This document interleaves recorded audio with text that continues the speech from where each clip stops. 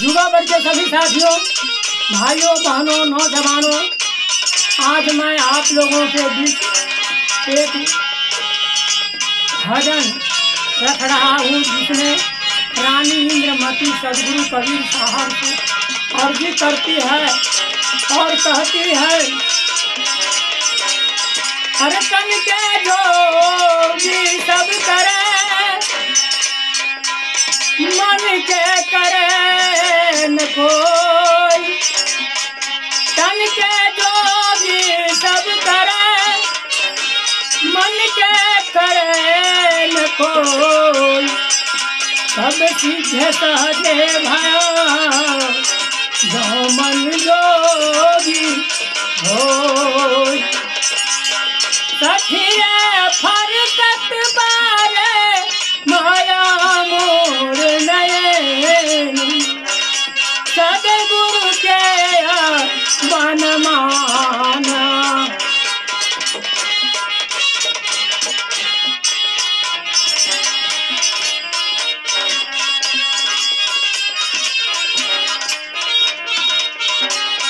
प्रीतम गगन मंडल से भेजे पाती, सुन के शीतल भइले छाती। प्रीतम गगन मंडल से भेजे पाती, सुन के शीतल भइले छाती। सखी रे भाव नाही धरयो रियंगान मां, सदगुरु के घर सनमाना।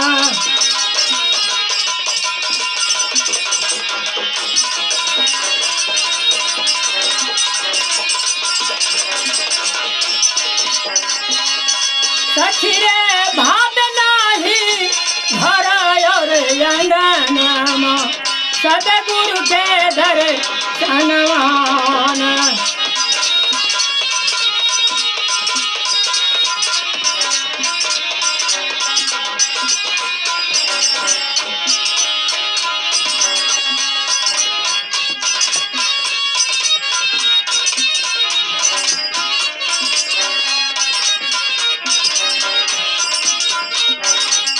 सखी रे फरकत बारे माया मोर नयन मां, सदगुरु के मन माना।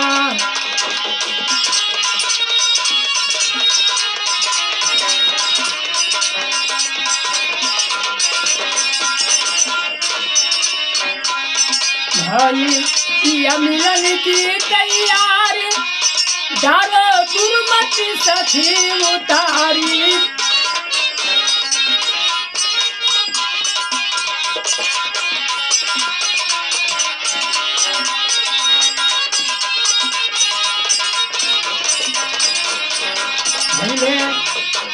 किया मिलन की तैयारी, डारो गुरुमति सखी उतारी। हो डारो गुरुमति सखी उतारी। सखी रे सुमति के पेहिले गहान मां, सदगुरु के मन माना।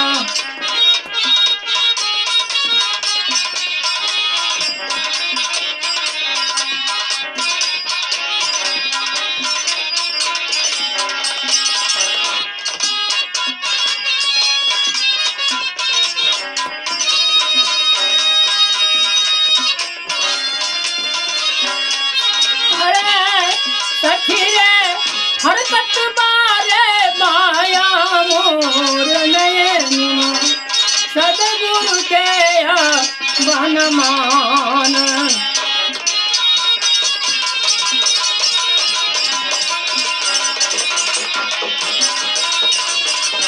लागल प्रीतम के दूरी, डारो लागल प्रीतम के डोरी, चढ़ली त्रिपुटी अटारी।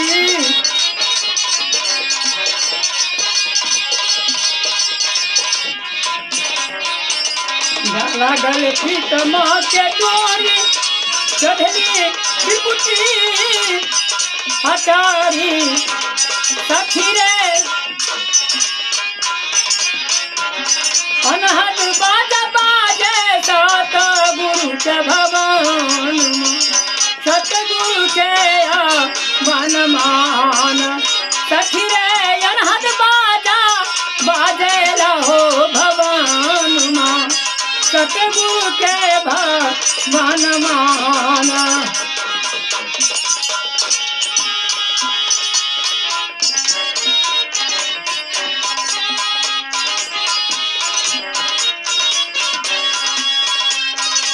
रानी इंद्रमती कर जोरी सुनिए सतगुरु पिया मोरी कहे रानी इंद्रमती कर जोरी सुनिए प्रीतम मोरी निकला के नाही माया के हो भवन मां सतगुरु के अवन माना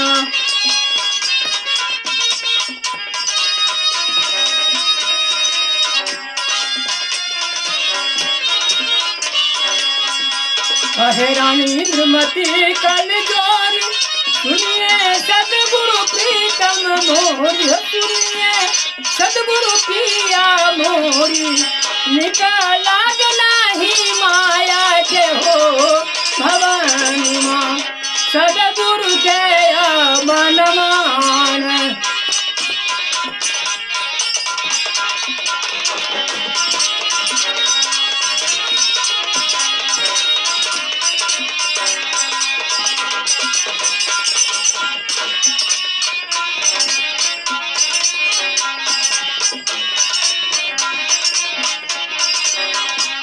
सखी रे फरकत बारे माया मोर नैन सतगुरु के मन मान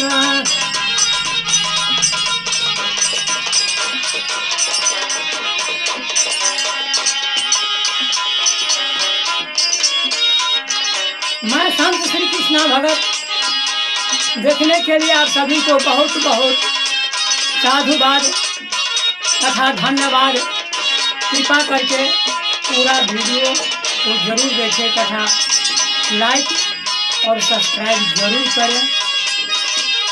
यही मेरा मेहनत का फल है।